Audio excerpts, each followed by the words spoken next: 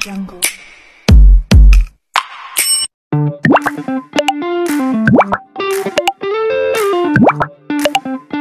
Pelaburan apa yang sesuai untuk warga emas? Assalamualaikum tuan-puan. Bagi warga yang berumur 50 tahun dan ke atas, pelaburan apa yang sesuai dengan tuan-puan?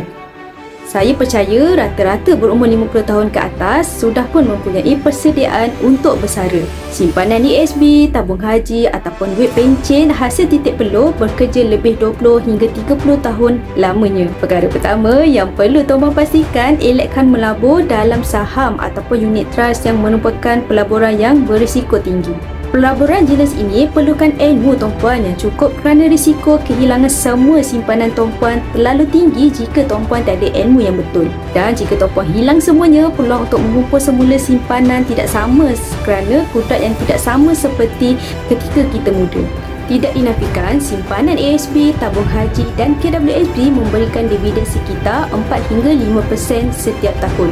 Tetapi nilai simpanan tuan-puan adalah dalam bentuk ringgit yang kita tahu jatuh nilai setiap tahun dan berisikonya nilainya jatuh kosong kerana ia bersandarkan ekonomi dan juga kestabilan kerajaan. Berbeza dengan emas tuan-puan, ia adalah logam ciptaan Allah yang tidak boleh dicipta semula.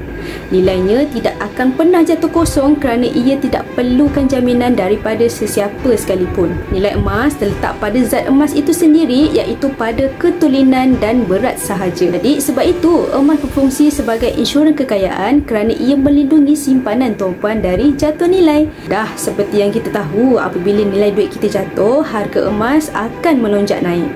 Dan itu, emas juga dapat mengekalkan kuasa membeli. Lebih lama simpanan tuan-puan dalam bentuk ringgit, lebih banyak kejatuhan nilai duit tuan-puan. Jadi, untuk simpanan jangka masa panjang, alihkan sebahagian dalam bentuk emas. Jika tuan-puan berminat untuk saya bimbing dalam simpanan emas, boleh hubungi saya. Klik ini bagi saya, insya-Allah saya bimbing tuan-puan sebaiknya.